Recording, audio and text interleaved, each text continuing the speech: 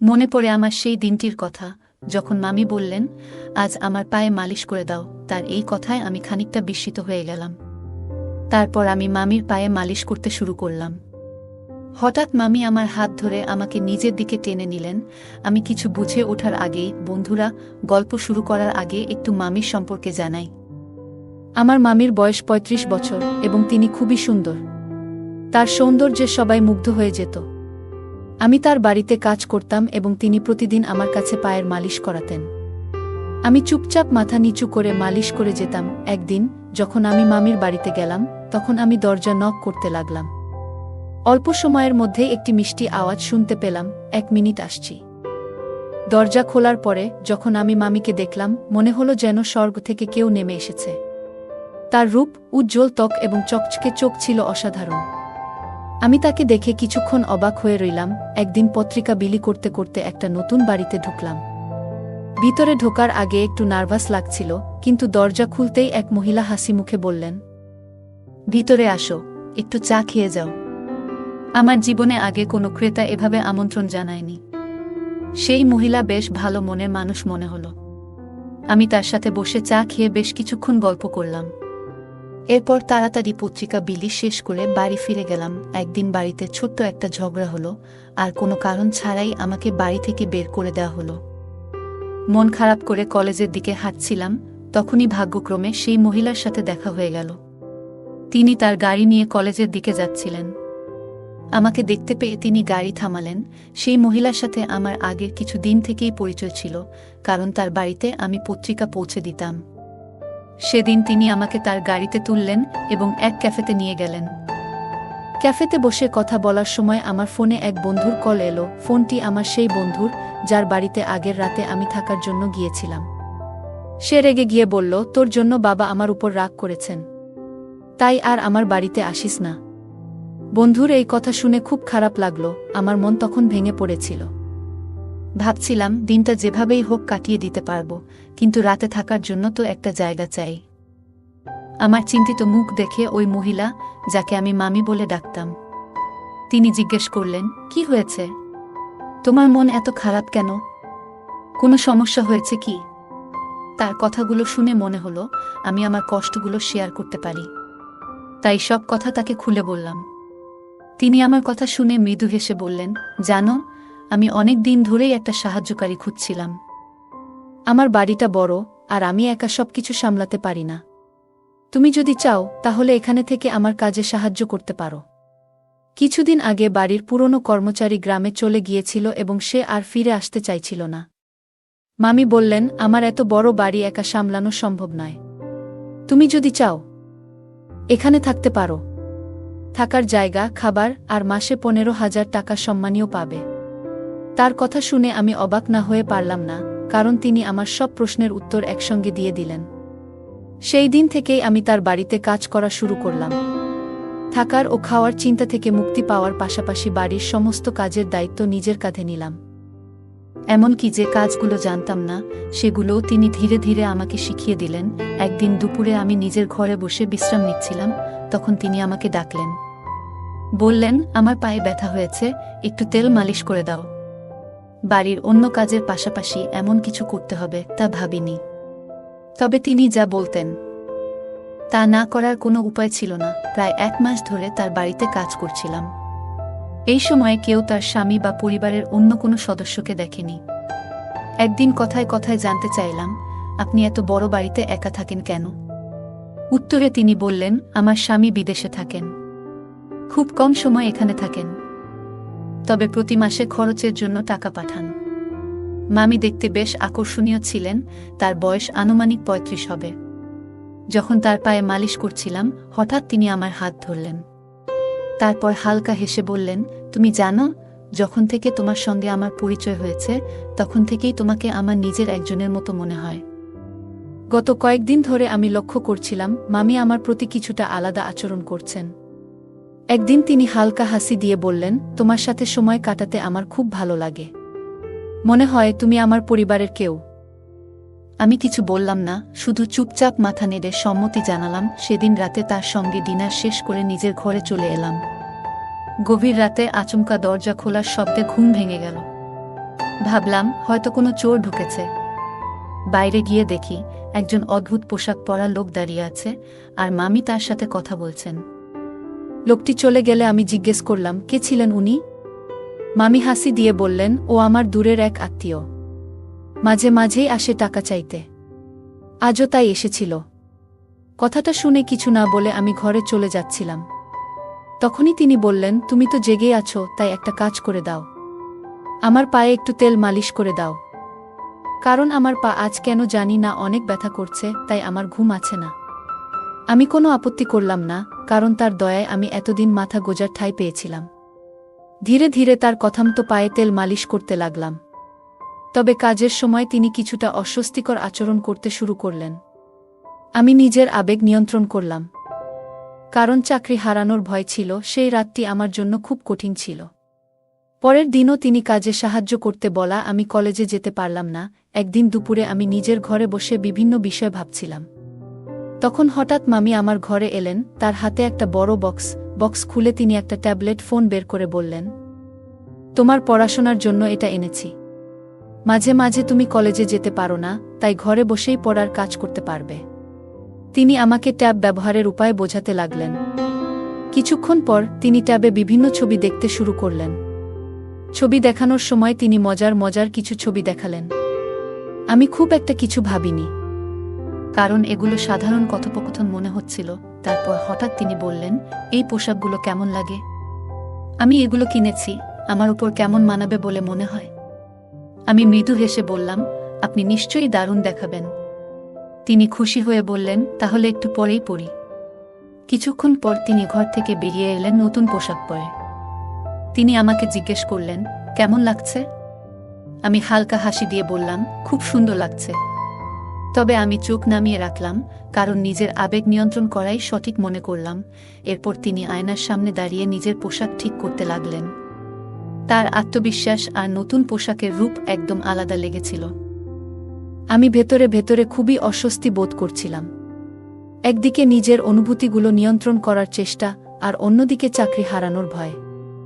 বাড়ি থেকে বের করে দেওয়ার পর এখানেই আমার থাকার সব ব্যবস্থা হয়েছে, তাই এখানে থাকাটাই ছিল আমার জন্য গুরুত্বপূর্ণ। হঠাৎ করে মামি আমাকে জিজ্ঞেস করলেন, তোমার কাছে আমি কেমন লাগছি?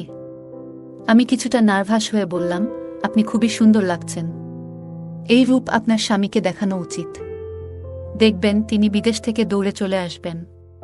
তিনি আমার কথায় মৃদু হেসে বসলেন, তবে একটু পর মুখ গোমড়া করে বিছানায় বসে পড়লেন। কিছুক্ষণ পর তিনি বললেন, আমার স্বামীকে ভিডিও কলে এই সাজ দেখালেও কোনো লাভ নেই। তার কাছে তার কাজই সব। আমি শান্তভাবে বললাম, আপনি খুবই আকর্ষণীয় একজন মানুষ। তবে আপনার স্বামী হয়তো কাজ নিয়ে বেশি ব্যস্ত। তিনি মৃদু হাসি দিয়ে বললেন, আমার বয়স এখন ৩৫। তবুও তিনি কখনো পরিবার নিয়ে ভাবেননি। আমি এখন একাই জীবনযাপনে অভ্যস্ত, তবে মাঝে মাঝে মনে হয় জীবনে একজন সঙ্গীর প্রয়োজন, যে আমাকে ভালোবাসা এবং আনন্দ দিতে পারবে। তার কথাগুলো শোনার পর আমি আর কোনো কথা বললাম না। মনে হলো তিনি তার মনের কষ্টগুলো ভাগ করে নিচ্ছেন। মামি মৃদু কণ্ঠে বললেন, যদি আমার স্বামী আমাকে সত্যিই বুঝতেন, তবে আজ এই দিন দেখতে হতো না। আমি কারো সমর্থনের জন্য এভাবে অপেক্ষা করতাম না। তার চোখে জল এসে গেল। এরপর বললেন, তোমাকে দেখে আমার বিশ্বাস হয় তুমি কখনো আমাকে হতাশ করবে না। আমি বুঝতে পারছিলাম তিনি হয়তো ধীরে ধীরে নিজের একাকিত্বের কথা শেয়ার করছেন। তিনি সামনের চেয়ারে আধো পোশাকে বসে রইলেন। আমি অস্বস্তি বোধ করছিলাম এবং নিজেকে সামলাতে সেই ঘর থেকে বেরিয়ে এলাম। বুঝতে পারছিলাম সেখানে থাকলে নিজের ওপর নিয়ন্ত্রণ রাখা কঠিন হয়ে যাবে। রাতে রান্নাঘরে যখন আমি রাতের খাবার প্রস্তুত করছিলাম, তখন হঠাৎ তিনি রান্নাঘরে এলেন। আমি গরম দুধ আগে থেকেই তৈরি করে রেখেছিলাম। তিনি দুধের পাত্রটি তুলে নিচে রাখছিলেন, কিন্তু অসাবধানতাবশত সেই গরম দুধ আমার পায়ের ওপর পড়ে গেল। পা জ্বলে যাওয়ায় আমি যন্ত্রণায় চিৎকার করতে লাগলাম। মামি দ্রুত আমাকে তার ঘরে নিয়ে গেলেন এবং কুলিং ক্রিম দিয়ে আমার পায়ে মালিশ করতে শুরু করলেন। আমি ততক্ষণে সাধারণ প্যান্ট পরা অবস্থায় তার সামনে শুয়েছিলাম, কিন্তু আমার সমস্ত মনোযোগ ছিল পায়ের ব্যথার উপর। পায়ের ব্যথায় অনেক কষ্ট পাচ্ছিলাম। তিনি অনুশোচনায় ভেঙে পড়ে বললেন, তোমার এমন কষ্টের জন্য আমিই দায়ী। আমি আসলেই ভুল করেছি, নিজেকে ক্ষমা করতে পারছি না। তার কথাগুলো শুনে আমি তাকে শান্ত করার চেষ্টা করলাম, কারণ তার চোখে অনুশোচনা স্পষ্ট ছিল। মামি হঠাৎ নিজেকে দোষারোপ করতে লাগলেন এবং নিজের হাত দিয়ে নিজের গালে চড় মারতে শুরু করলেন। এই দৃশ্য দেখে আমি হতবাক হয়ে গেলাম। তখন আমি তার হাত ধরে থামালাম এবং বললাম, আপনার কোনো দোষ নেই। যা হওয়ার ছিল তা হয়ে গেছে। আমরা অতীত বদলাতে পারব না। এখন নিজেকে দোষ দেওয়া বন্ধ করেন। তার চোখ দিয়ে জল গড়িয়ে পড়ছিল। আমি এগিয়ে গিয়ে তার চোখের জল মুছে দিলাম। কিন্তু হঠাৎ তিনি আমার আহত পায়ে হাত রাখলেন আর আমার মুখ দিয়ে যন্ত্রণার শব্দ বেরিয়ে গেল। তিনি সঙ্গে সঙ্গে সরে গেলেন। আমি একজন ২০ বছরের তরুণ আর তিনি ৩৫ বছরের একজন পরিপক্ব নারী। এমন পরিস্থিতি আমি কল্পনাও করিনি। রাতে তিনি আমার জন্য দুধ নিয়ে এলেন এবং আবারও আমার পায়ে ক্রিম লাগালেন। আমার পা খুবই ব্যথা করছিল। দুধ খাওয়ার কিছুক্ষণ পর আমি ঘুমিয়ে পড়লাম, কিন্তু তিনি আমার পায়ের কাছে বসে অনেকক্ষণ ধরে আমার যত্ন নিচ্ছিলেন। পরবর্তী কয়েকদিনে তার যত্নের জন্যই আমার পা দ্রুত সেরে উঠল। যখন আমি পুরোপুরি সুস্থ হলাম, তখন তিনি আমাকে আরও ভালো করে দেখভাল করতে শুরু করলেন। প্রতি রাতেই দুধ খাওয়ার ব্যবস্থা করতেন এবং সবসময় আমার ভালো থাকার জন্য চিন্তিত থাকতেন। একদিন সন্ধ্যায় তিনি আমাকে তার ঘরে ডাকলেন। আমি ঘরে ঢুকে দেখলাম তিনি শুধু একটি তোয়ালে জড়িয়ে আছেন। এই দৃশ্য দেখে আমি খানিকটা অস্বস্তিতে পড়ে গেলাম, কারণ আমি তাকে অনেক সম্মান করতাম। তিনি আমার আশ্রয়দাতা। তিনি তার বিছানার ওপর রাখা শাড়িগুলোর দিকে ইঙ্গিত করে বললেন, আজ আমি তোমার পছন্দের একটি শাড়ি পরব। একটু বাইরে যেতে চাই, তাই তুমি যেটা বলবে সেটাই পরব। আমি শাড়িগুলোর মধ্যে থেকে একটি বেছে দিয়ে বললাম, এটি আপনার জন্য একদম মানানসই হবে। আজ মামির আচরণ খুবই আলাদা ছিল। মনে হচ্ছিল তিনি হয়তো প্রথমবার সাদা সালোয়ার কামিজ পরেছেন। সারা দিন আমাকে সাহায্যের জন্য ডেকে চলেছেন। আমি তার সাজগোজে সাহায্য করছিলাম আর তাকে আরও সুন্দর লাগানোর জন্য তিনি আমার পরামর্শ নিচ্ছিলেন। যখন তিনি সেজে উঠলেন, তখন আমাকে জিজ্ঞাসা করলেন, কেমন লাগছে আমাকে? আমি বললাম, আপনাকে সবসময় সুন্দর লাগে, আজও অসাধারণ দেখাচ্ছে। এই কথা শুনে তিনি আনন্দে আমাকে জড়িয়ে ধরলেন। তারপর তিনি তার ফোন বের করে আমাদের দুজনের কয়েকটি ছবি তুলে নিলেন। আমি কিছুটা অবাক হয়ে ভাবছিলাম, মামি হঠাৎ এইসব কেন করছেন? তখন আমি তাকে বললাম, মামি, আমি মাত্র ২০ বছর বয়সী। আপনি আমার সঙ্গে যা করছেন তা নিয়ে একটু ভাবা উচিত। এই কথা শুনে মামি কিছুটা রেগে গেলেন এবং বললেন, তুমি এত কথা কেন বলছো? আজকের দিনটি আমার জন্য খুবই গুরুত্বপূর্ণ, কারণ আজ আমার জন্মদিন। আমি চেয়েছি এই দিনটি তোমার সঙ্গে উদযাপন করব। এখন আর কোনো প্রশ্ন করবে না। এরপর তিনি আমাকে তার ঘরে নিয়ে গেলেন। ঘরে গিয়ে তিনি মিউজিক চালালেন এবং আমাকে তার সঙ্গে নাচতে বললেন। নাচের সময় হঠাৎ আমার পা ফসকে গেল এবং আমি মেঝেতে পড়ে গেলাম। আমার হাতেও ব্যথা পেলাম। তিনি আমাকে তৎক্ষণাৎ বিছানায় শুইয়ে দিয়ে আমার হাতে মালিশ শুরু করলেন। কিন্তু মালিশ করতে করতে তার আচরণ কিছুটা অদ্ভুত হতে লাগল। আমি পরিস্থিতি বুঝে নীরব থাকলাম এবং তার সাহায্য নিতে থাকলাম। কিছুক্ষণ পর আমি চোখ বন্ধ করলাম, কিন্তু ঘুম আসছিল না। তখন হঠাৎ দেখি মামি একটি গ্লাসে দুধ নিয়ে ঘরে ঢুকলেন। তিনি গ্লাসটি নিজের হাতে ধরে আমাকে খাওয়ালেন। রাতে মামি আমার পায়ের ব্যান্ডেজ খুলে দেখলেন। তিনি জানতে চেয়েছিলেন যে আমার পায়ের জখম কতটা ভালো হয়েছে।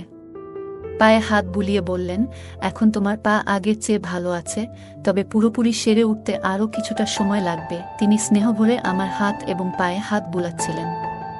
তার এই আচরণে আমি কিছুটা অপ্রস্তুত বোধ করছিলাম। পরের দিন সকালে যখন ঘুম থেকে উঠলাম, তখন নিজেকে মামির ঘরের বিছানায় দেখতে পেলাম। আমি স্নান করার জন্য বাথরুমে গেলাম এবং আয়নায় নিজের গলা ও মুখে কিছু অদ্ভুত দাগ দেখতে পেলাম। আমি ভাবতে লাগলাম, এটি কিভাবে হলো? হয়তো আমার অসাবধানতার জন্য এমন হয়েছে। এরপর থেকে মামি প্রায়ই আমাকে তার ঘরে ডেকে নিয়ে যেতেন। তিনি আমাকে নানান বিষয়ে পরামর্শ দিতেন, কখনো গল্প করতেন, আবার কখনো মজার হিন্দি মুভি দেখাতেন। মাঝে মাঝে রাতে আমার জন্য গরম দুধ নিয়ে আসতেন এবং স্নেহ ভরে খাওয়াতেন। তিনি আমার পরিবারের লোকেদের মতো আমার অনেক যত্ন নিতেন। আর এখন তো আমার সেই পরিবারও আমার খোঁজ নেয় না। তাই এখন মামি আমার কাছেই সব। আমি গত ২ মাস ধরে বাড়ি থেকে দূরে আছি। আমার পরিবার আমাকে খোঁজেনি, এটা ভেবে মন খারাপ হচ্ছিল। তবে মামি আমাকে যত্ন করেছেন, যা আমার মনে শান্তি দিয়েছে। একদিন মামি আমাকে তার পুরনো ফটো অ্যালবাম দেখালেন। সেই ফটোতে তার জীবনের অনেক স্মৃতি ছিল। তিনি বললেন, জীবনের সব সময় দুঃখ থাকলেও এগিয়ে যেতে হয়। তার এই কথাগুলো আমাকে অনুপ্রাণিত করল। সেই দিন থেকে আমি নিজেকে নতুনভাবে গুছিয়ে নেওয়ার সিদ্ধান্ত নিলাম। মামি আমার পাশে ছিলেন এবং তার স্নেহ ও যত্ন আমাকে নতুন পথ খুঁজে পেতে সাহায্য করল। রাত গভীর হয়ে গিয়েছিল। আমি আমার হাতের ব্যথা নিয়ে প্রতিদিনের মতো পাশের ঘরে গেলাম। ঘরে ঢুকেই চোখ পড়ল একটি ছোট, আকর্ষণীয় পোশাকের উপর। আমি বললাম, তুমি যদি এই পোশাকটি পরো তাহলে খুব সুন্দর লাগবে। সে আমার কথা শুনে হালকা হাসল, আর কয়েক মুহূর্ত পরে সেই পোশাকটি পরে আমার সামনে এলো। তাকে দেখে একেবারে মোহিত হয়ে গেলাম। এরপর সে প্রতিদিনের মতো দুধের গ্লাস নিয়ে আমার সামনে এলো। আমি গ্লাসটি হাতে নিয়ে পান করলাম। কারণ আমি অসুস্থতার কারণে দিন দিন দুর্বল হয়ে যাচ্ছিলাম, তাই মামি আমার বিশেষ দেখভাল করছিল। আমার শরীর ক্লান্ত থাকায় কিছুক্ষণ পর ঘুম এসে গেল। হঠাৎ ঘুম ভেঙে অনুভব করলাম কেউ যেন আমার খুব কাছে। চোখ মেলতেই দেখি আমি তার পাশে শুয়ে আছি। আমি চুপচাপ ছিলাম, কারণ সেই মুহূর্তে কিছু বলার মতো অবস্থায় ছিলাম না। চারপাশে এক অদ্ভুত নীরবতা। কিছুক্ষণ পরে আবার ঘুমিয়ে পড়লাম। ভোরবেলা ঘুম ভাঙতেই বুঝতে পারলাম আমার হাত আর পা ঠিক নেই। আমার হাত প্লাস্টারে বাঁধা, একটি চোখে ব্যান্ডেজ, আর পা ঠিক মতো নড়ছে না। নিজেকে হুইল চেয়ারে আবিষ্কার করলাম। হঠাৎ লক্ষ্য করলাম একজন মহিলা আমাকে রাস্তায় নিয়ে ঘুরছে। সে পথচারীদের কাছে সাহায্য চাইতে শুরু করল। মহিলাটি বলে উঠল, আমার স্বামী অন্ধ এবং পঙ্গু, দয়া করে কিছু সাহায্য করুন। ঠিক তখনই আমার ভাই সেখানে উপস্থিত হল। তার চোখে আমাকে দেখে স্পষ্ট অবাক হওয়া ফুটে উঠল। ভাইটি মহিলাটির কথাগুলো শোনার পর রাগান্বিত হয়ে তার দিকে এগিয়ে গেল। সে কিভাবে এই অবস্থায় আমাকে নিয়ে এসেছে তা জানতে চাইতে শুরু করল। একদিন সকালে আমি হঠাৎ ঘুম থেকে উঠে বুঝতে পারলাম কিছু একটা অস্বাভাবিক। রাতের ঘটনাগুলো ধীরে ধীরে স্মৃতিতে ফিরছিল। আমি আমার বড় ভাইকে সবকিছু জানালাম এবং তাকে নিয়ে পাশের বাড়ির মামির কাছে গেলাম। বাড়ির কলিং বেল বাজাতেই মামি দরজা খুললেন। তার মুখে অস্বস্তি স্পষ্ট। তিনি বললেন, তুমি এত সকালে এখানে কেন? আমি শান্তভাবে বললাম, আপনি আমাকে যে দুধটি প্রতিদিন দিতেন তাতে কিছু একটা ছিল। আপনি হয়তো ভুল ভেবেছিলেন যে আমি সেটা বুঝতে পারিনি। তবে আমি সবকিছু জানি। মামির চেহারায় আতঙ্ক ফুটে উঠল। আমি বললাম, আপনি যে প্রতিদিন দুধে অদ্ভুত ওষুধ মিশিয়ে আমাকে খাওয়াচ্ছিলেন সেটা আমি আগেই বুঝে গিয়েছিলাম। আমি তখন থেকেই দুধ পরীক্ষা করতে শুরু করি এবং একদিন দেখি আপনি কিভাবে ওষুধ মিশিয়ে দিচ্ছেন। আমি আরও যোগ করলাম, আপনার উদ্দেশ্য বুঝতে পারার পর আমি সেই ওষুধ ফেলে দিয়ে এর পরিবর্তে শর্করাবিহীন সাধারণ ট্যাবলেট ব্যবহার করতাম। সেই কারণেই গত রাতে আমি ঠিকমতো ঘুমাইনি এবং সব ঘটনা স্পষ্ট দেখেছি। মামি আর কোনো কথা বললেন না। আমি আমার ভাইয়ের সাহায্যে পুরো বিষয়টি পরিষ্কার করলাম। আমার ভাই আমাকে বলল, এখন তুমি নিরাপদ আর এই বাড়িতে তোমার আশা বন্ধ করবে। এরপর আমি নিজেকে প্রতিজ্ঞা করলাম, আর কখনো এমন ভুল করব না যাতে কারো ফাঁদে পড়তে হয়। আমি আগে থেকেই আমার অবস্থানের খবর আমার বড় ভাইকে পাঠিয়েছিলাম। তিনি দ্রুত সেখানে পৌঁছে যান এবং তার সঙ্গে এক নারী পুলিশও ছিলেন। মামিকে দেখেই পুলিশ তাকে চড় মারলেন। চড় খাওয়ার পর মামি সব সত্যি কথা বলতে শুরু করলেন। আসল সত্যি হলো, মামির স্বামী বিদেশে ছিলেন না। যাকে তিনি আমার কাছে ভাই হিসেবে পরিচয় করিয়ে দিয়েছিলেন তিনিই তার স্বামী। সে কোনো মানসিক সমস্যাগ্রস্ত ছিল না, বরং মামি এবং তার স্বামী মিলে শিশুদের পাচারের সঙ্গে জড়িত ছিল। তারা শিশুদের শারীরিকভাবে অক্ষম করে ভিক্ষা করতে বাধ্য করত। আমাকেও তারা সেই পথে ঠেলে দিতে চেয়েছিল। মামি আমাকে প্রতিদিন দুধে নেশাজাতীয় ওষুধ মিশিয়ে খাওয়াতেন যাতে আমি অচেতন হয়ে যাই এবং তাদের পরিকল্পনার শিকার হই। কিন্তু আমি সময়মতো নিজের ভাইয়ের সাহায্য নিই। সেই কারণেই আজ আমি মুক্ত। আমার ভাই মামি এবং তার স্বামীকে গ্রেপ্তার করতে সাহায্য করেন। পরবর্তী সময়ে ভাই আমাকে বললেন, তুমি আজ সত্যিই সাহসিকতার উদাহরণ সৃষ্টি করেছ। তবে মনে রেখো, বাইরের পৃথিবীতে অনেক মানুষ আছে যারা শুধু তোমার দুর্বলতার সুযোগ নিতে চায়, কিন্তু তোমার পরিবারই একমাত্র যারা সবসময় তোমার ভালো চায়। আমার ভাই আমাকে সেদিন অনেক গুরুত্বপূর্ণ কিছু বোঝালেন। তিনি বললেন, এই পৃথিবীতে বাইরের মানুষ অনেক সময় আমাদের ক্ষতি করার চেষ্টা করে, কিন্তু মনে রেখো, পরিবারই আমাদের আসল শক্তি, আমাদের নিরাপত্তার ঢাল। তাই কোনো ভুল সিদ্ধান্ত নেওয়ার আগে আমাদের সবসময় পরিবারের কথা মনে রাখা উচিত। ভাইয়ের কথা আমার মনে গভীর ছাপ ফেলল। আমি তাকে কথা দিলাম, আজ থেকে আর কখনো এমন ভুল করব না। আমি পরিবারের পরামর্শ মেনে চলব। ভাই আমাকে জড়িয়ে ধরলেন। আর আমি বুঝতে পারলাম পরিবারের গুরুত্ব কতটা। বন্ধুরা, এই পৃথিবীতে কিছু মানুষ নিজেদের স্বার্থের জন্য এত নিচে নেমে যায় যে তারা ভুলে যায় মানবতার আসল উদ্দেশ্য। কিন্তু যখন তারা সেই ভুল বুঝতে পারে, ততক্ষণে অনেক ক্ষতি হয়ে যায়। আসলে এই পৃথিবীতে আমাদের পাঠানো হয়েছে ভালো কাজ করার জন্য। যদি আমরা সঠিক পথে চলি, তাহলে আমাদের কখনো ভুল করার প্রয়োজন হবে না। সবাই যদি একে অপরের সাহায্যে এগিয়ে আসে, তাহলে পৃথিবীটা আরও সুন্দর হয়ে উঠবে। এই গল্প আমাদের জানায়, কিছু মানুষ লোভের জন্য এত নিচে নেমে যায় যে তারা অন্যদের জীবন ধ্বংস করতেও পিছপা হয় না। গল্পের মামি এবং তার স্বামী শিশু পাচার এবং শারীরিক অক্ষমতার মতো নৃশংস কাজ করত। এটি আমাদের মনে করিয়ে দেয় যে সতর্ক না হলে আমরাও এমন ফাঁদে পড়তে পারি। গল্পের শেষাংশ আমাদের মনে করিয়ে দেয়, আমরা এই পৃথিবীতে এসেছি ভালো কাজ করার জন্য। পরোপকার এবং ন্যায় পথে চললে আমাদের জীবনে কখনো ভুল করার প্রয়োজন পড়ে না। একে অপরকে সাহায্য করলে সমাজ সুন্দর হয়। তাই মানবিক মূল্যবোধ বজায় রাখা প্রয়োজন। গল্পের প্রধান চরিত্র নিজের ভুলগুলো থেকে শিক্ষা নিয়েছে। সে প্রতিজ্ঞা করেছে যে ভবিষ্যতে পরিবারের পরামর্শ ছাড়া এমন কোনো সিদ্ধান্ত নেবে না যা বিপদ ডেকে আনতে পারে। এটি দেখায় যে প্রতিটি ভুল আমাদের জীবনে একটি বড় শিক্ষা দেয়। এই শিক্ষা গ্রহণ করে ভবিষ্যতে আরও সতর্ক হওয়া উচিত। এই গল্পটি আমাদের জীবনে সতর্ক থাকার গুরুত্ব, পরিবারের প্রতি আস্থা, সাহসিকতার মূল্য এবং ন্যায়ের পথে চলার প্রেরণা দেয়া। এটি আমাদের জানায় যে আমরা যতই কঠিন পরিস্থিতির মধ্যে থাকি, বুদ্ধি, ধৈর্য এবং সঠিক পরিকল্পনার মাধ্যমে তা অতিক্রম করা সম্ভব। পাশাপাশি মানবিক গুণাবলী চর্চা করে এবং অন্যায়ের বিরুদ্ধে রুখে দাঁড়িয়ে সমাজে ইতিবাচক পরিবর্তন আনা যায়। গল্পটা কেমন লাগলো জানাতে ভুলবে না। আরও মজার মজার রোমান্টিক গল্প শুনতে চাইলে ভিডিওটি লাইক, শেয়ার এবং চ্যানেলটি সাবস্ক্রাইব করতে এবং বেল আইকনটি ক্লিক করতে ভুলবে না। ধন্যবাদ।